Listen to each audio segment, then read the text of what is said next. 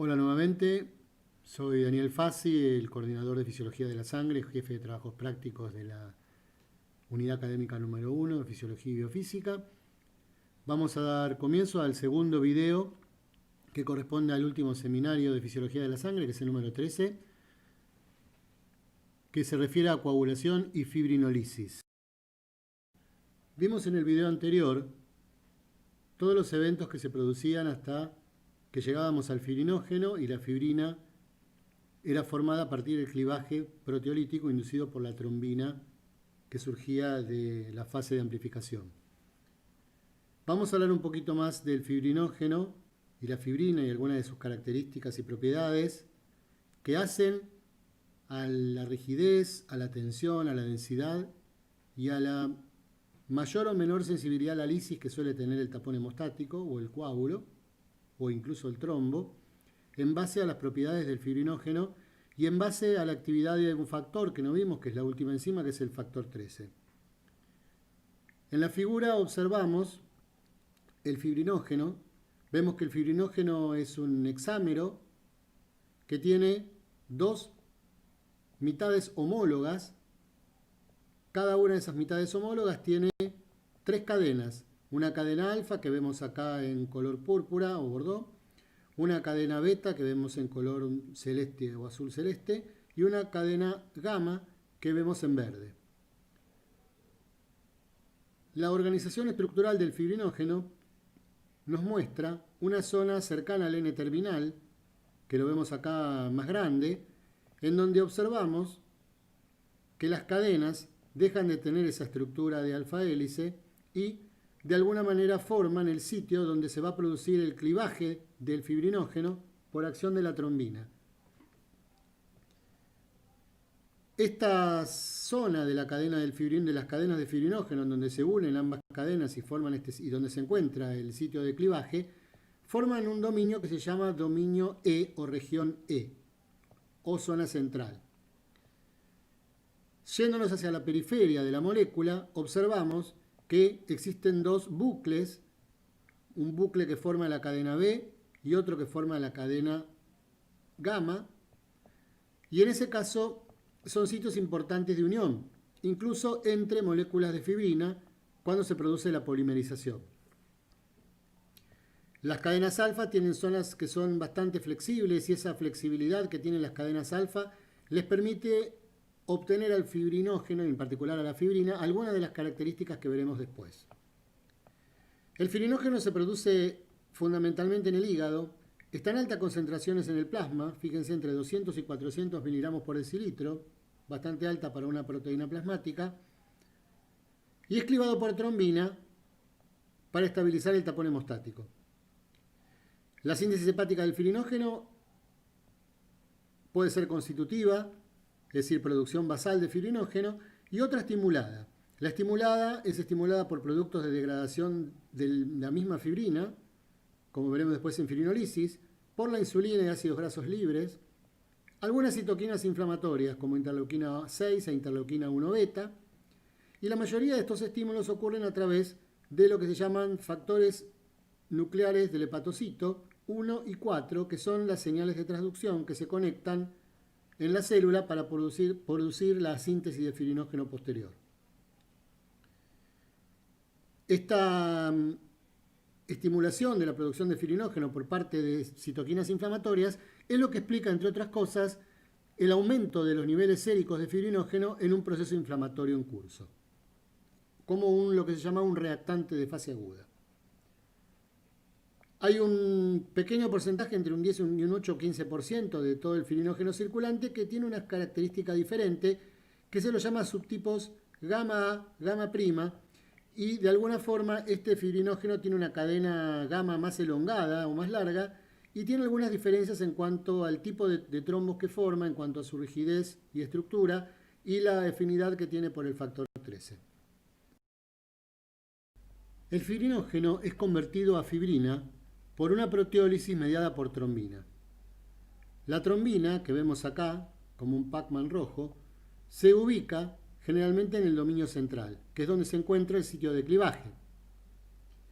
Lo que hace es cortar estos dos pequeños fragmentos que ven acá en celeste, y estos dos pequeños fragmentos que vemos en violeta, que son las zonas de clivaje en la cadena alfa y en la cadena beta, de tal forma que la trombina separa dos pequeños péptidos, uno de cada una de las cadenas alfa y otro de cada una de las cadenas beta, con los cuales son 4, como vemos acá, que se denominan fibrinopéptidos. Los fibrinopéptidos se llamarán A y B según provengan de las cadenas alfa o de las cadenas beta. La molécula formada, que ya no tiene los fibrinopéptidos, se denomina fibrina, al que llamaremos, si quieren, monómero de fibrina, porque es una sola molécula de fibrina. Solía llamarse de esa manera, hoy en día se habla más de la fibra y de la protofibrilla. Lo que ocurre es que cuando yo corto estos péptidos de las cadenas alfa y beta por acción de la trombina, se exponen sitios de unión. Estos sitios de unión van a reconocer, como vemos acá, van a reconocer los dominios globulares laterales que forman las cadenas beta y gamma. De esa manera, la unión de una molécula de fibrina a través de sus dominios centrales C con estos sitios de unión que ofrecen las cadenas laterales beta y gamma permiten la formación de lo que se llama la protofibrilla. Las sucesivas uniones formarán una protofibrilla. Acá vemos la protofibrilla y obviamente cómo se van ramificando o agregando de manera lateral. La ramificación de las fibras individuales, ¿sí?, provoca lo que se llama la red de fibrina. Es decir, que la unión lateral de las protofibrillas va a formar la fibra, ¿sí?, y después la fibra lo que van a hacer es unirse lateralmente para aumentar su grosor y ramificarse. Al ramificarse se forma la malla de fibrina. Se establecen uniones gamma-gamma en la protofibrilla, lo que hace es aumentar la densidad y la rigidez de la fibra, las uniones entre cadenas gamma. En cambio, las uniones transversales entre ramas, que son uniones entre cadenas alfa, no solo le otorgan rigidez a la malla de fibrina, sino que también le dan una propiedad que se llama deformación inelástica, es decir, la deformación que puede sufrir una determinada sustancia o elemento que es mayor o desproporcionada a la fuerza que la deforma. El grosor de la fibra también cambia y además es muy importante esta ramificación y estas uniones alfa-alfa para retener glóbulos rojos dentro del seno de la malla de fibrina, lo que hace al trombo menos lisable por plasmina y por ende menos sensible a la fibrinolisis. Es decir, que hay un montón de factores que determinan las características de las protofibrillas inicialmente y finalmente de la fibra y de las fibras ramificadas que determinan la malla. Si uno hace una sección transversal de la fibra de fibrina, vamos a observar que las protofibrillas se agrupan más en una zona central, están muy bien conectadas entre ellas, y una zona periférica en donde la densidad de la fibra de fibrina disminuye. La fibrina puede hacer esto que acabamos de ver, lateralización y formación de ramas y la formación de la red, pero muchas veces puede hacer como una pequeña película más bien plana, que parece como si fuese la cinta de una filmación, en donde pueden quedar absorbidas gérmenes y de alguna manera actuar como de alguna manera como retener los gérmenes en el sitio a los fines de que estos gérmenes sean atacados por el sistema inmune. Por eso estos films, ¿sí?, o fibras o de alguna manera una red delgada de fibrina puede tener función antimicrobiana. Habíamos dicho que entre un 8 y 15% del fibrinógeno tiene una forma que se llama gamma A, gamma gamma, o gamma prima, perdón, y que tenía algunas propiedades distintas. ¿Por qué? Porque altera la formación del empaquetamiento de la protofibrilla de fibrina y por ende la estructura del coágulo. Comparado al fibrinógeno que abunda, que se ve de esta manera, generalmente es más porosa la fibrina que se forma con este tipo de fibrinógeno, disminuye el empaquetamiento de las fibras y las fibras son de alguna manera menos rígidas. Por ende, produce coágulos que son heterogéneos en cuanto a la resistencia o su resistencia a la lisis. Estas son cosas que se tienen muy en cuenta cuando uno determina la sensibilidad de los trombos a los agentes trombolíticos o fibrinolíticos que uno utiliza en la práctica diaria. ¿Cuál es el rol del factor 13? La única enzima que no es una proteasa. El factor 13 tiene dos cadenas, alfa y beta. En realidad tiene dos cadenas alfa y dos cadenas beta. Las cadenas beta son producidas por el hígado, las alfas son producidas por el megacariocito. Generalmente tiene dos formas fisiológicas, una plasmática que va unida a la cadena beta del fibrinógeno y una citoplasmática que está dentro de los monocitos macrófagos y también adentro de las plaquetas. Vamos a hablar sobre todo de la plasmática, que es la que nos interesa en la coagulación. Tiene funciones comprobadas, es el estabilizador de la fibrina y ahora veremos por qué, pero también es muy útil en la curación de heridas, en la reparación vascular y en mantener la viabilidad del embarazo. Las mujeres deficitarias en factor 13 suelen tener bastantes complicaciones, no solo con la cicatrización de las heridas, sino además con mantener un embarazo viable. Hay algunas otras funciones posibles que, bueno, no viene al caso ahora verlas porque tampoco están del todo comprobadas.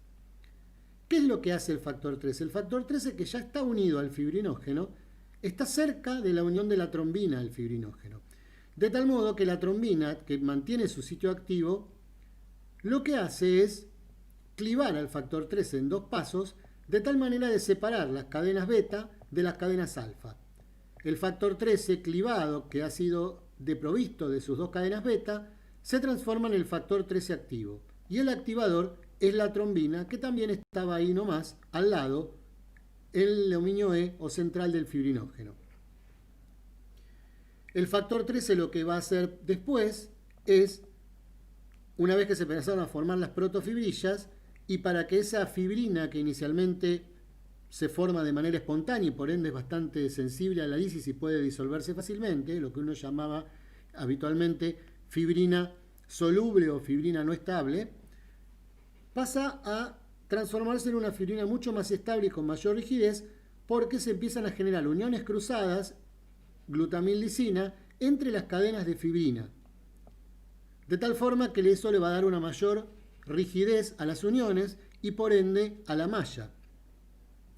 Adicionalmente, el factor 13 puede entrecruzar en la fibrina alfa-2 antiplasmina, que vamos a ver después es un inhibidor de la plasmina del sistema fibrinolítico para que no se produzca la lisis del coágulo, y otro inhibidor de la fibrinolisis que se llama inhibidor de la fibrinolisis activado por trombina o TAFI, en el cual la trombina juega un rol relevante también para retardar la fibrinolisis y permitir que la malla en formación no se lise inmediatamente.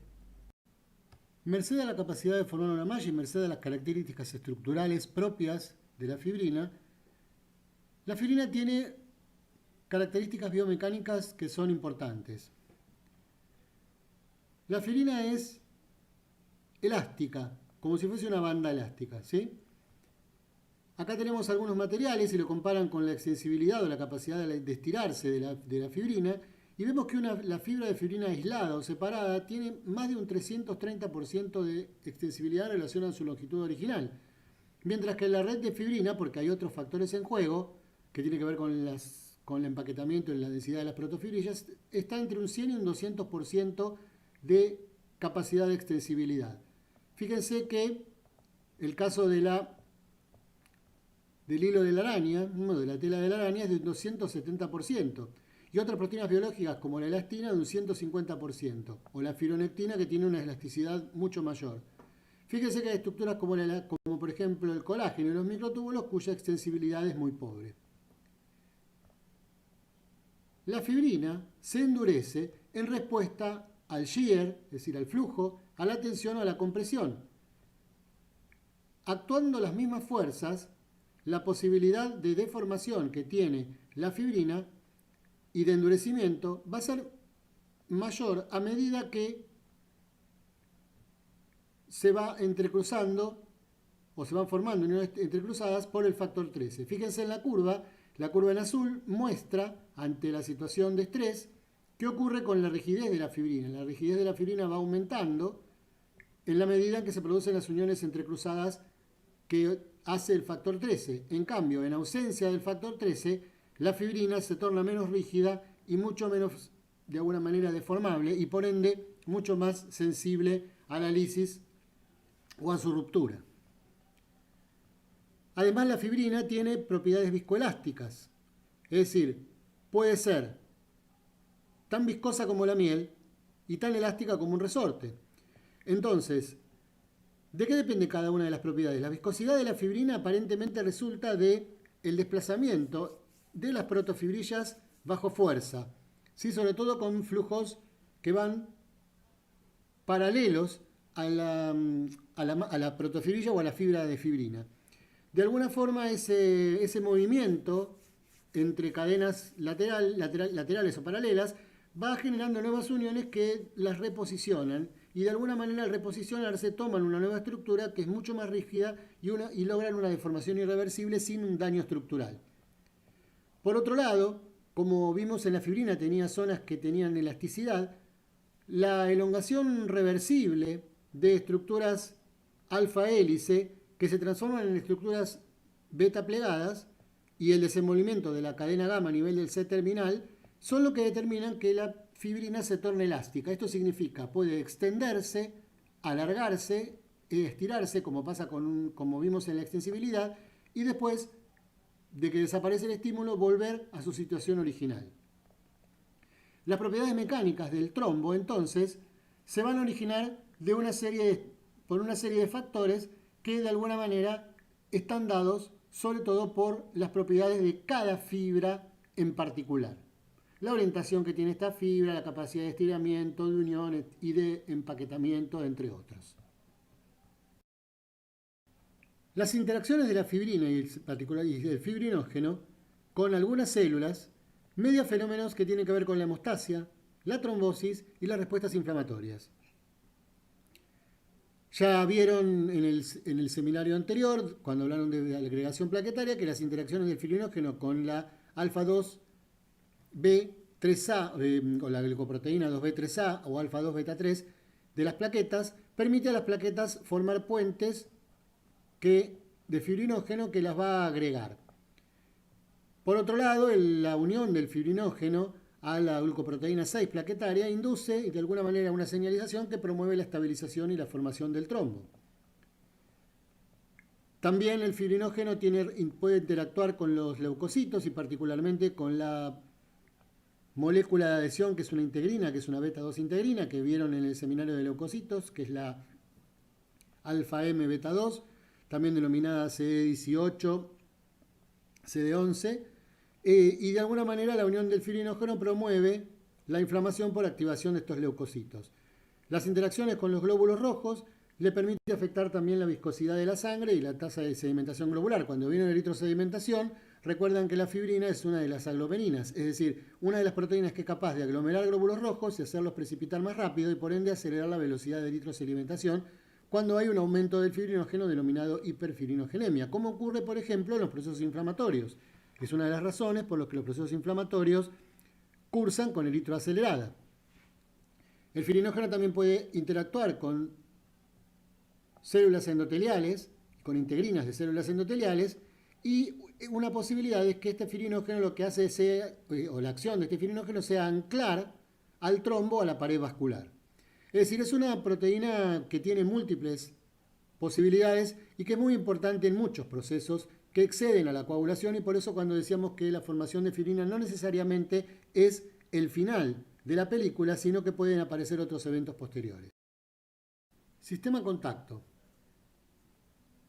Al principio del video dimos algunos conceptos previos y dijimos que el sistema contacto había sido muy dejado de lado y prácticamente olvidado por los especialistas en hemostasia y trombosis, básicamente porque no le veían un rol relevante, sobre todo porque el factor 2C no intervenía tan directamente en la coagulación sanguínea fisiológica y sí intervenía en otros procesos.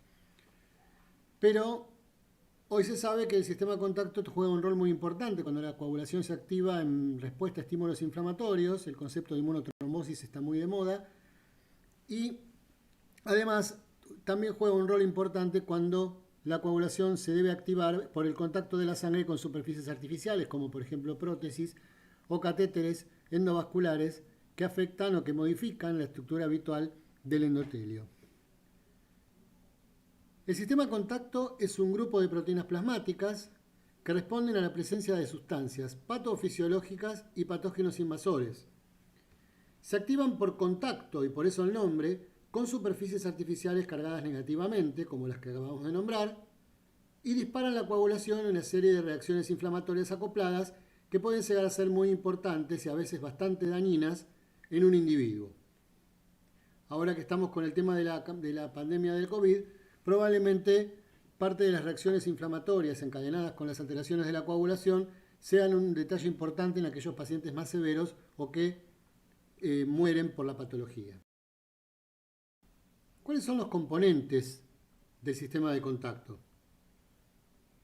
El sistema de contacto está formado por 3 serinoproteasas que no son K-dependientes.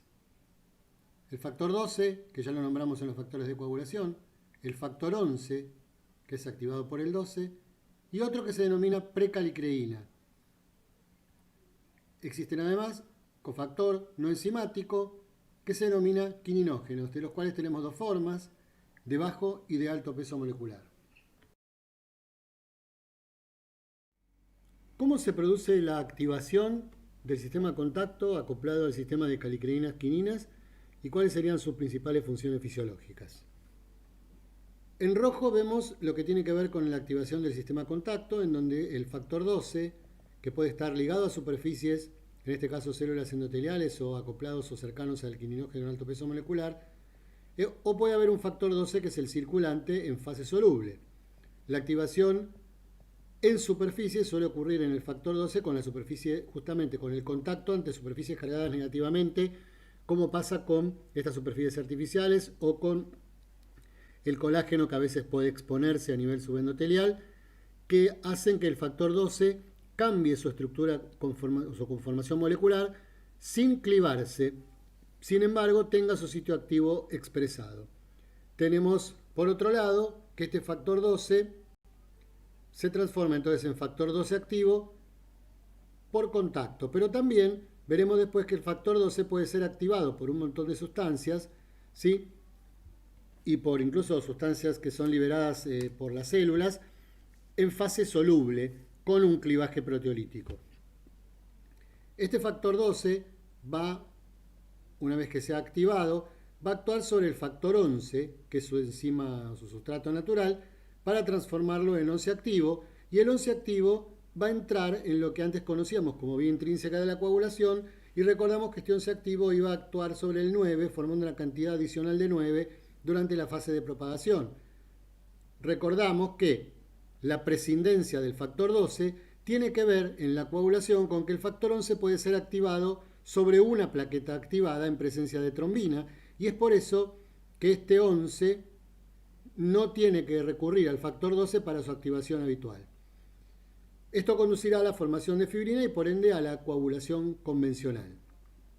Ahora, el factor 12 puede extender sus funciones si en presencia de quininógenos de alto peso molecular puede actuar sobre esta serinproteasa que se llama precalicreína. La precalicreína va a transformarse entonces en calicreína. Fíjense que además la calicreína va a activar al factor 12 en fase soluble, induciendo la formación y el clivaje y formación de mucha mayor cantidad de factor 12 que lo que se había logrado solo por el contacto. También en presencia de quininógenos de alto peso molecular. Sin embargo, la principal función de la calicreína tiene que ver con la conexión con el otro sistema que vemos en verde, que es el sistema calicreína-quininas.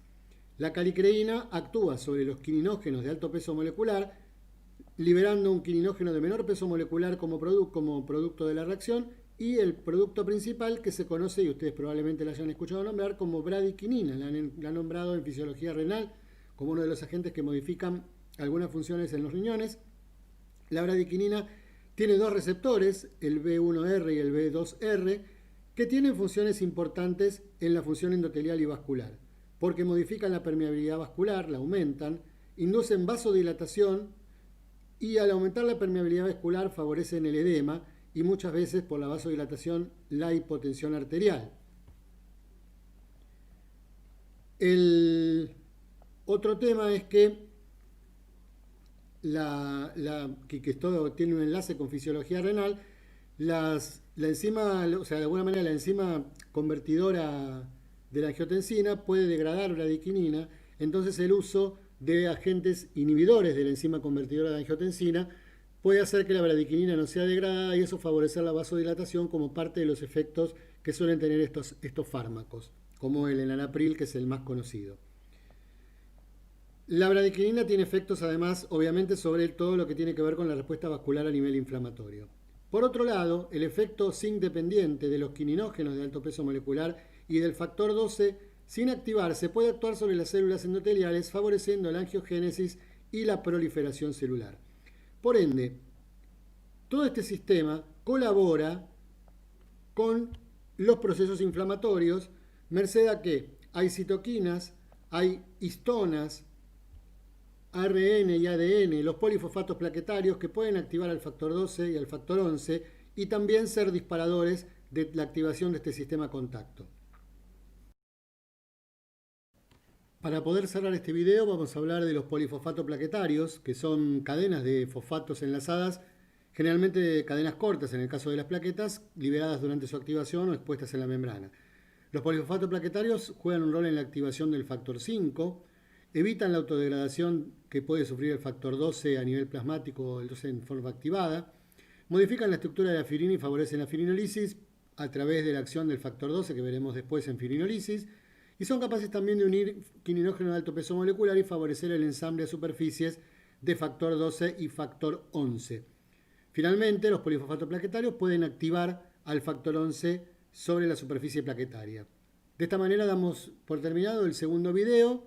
Espero que hayan comprendido lo máximo posible este tema que es bastante complejo.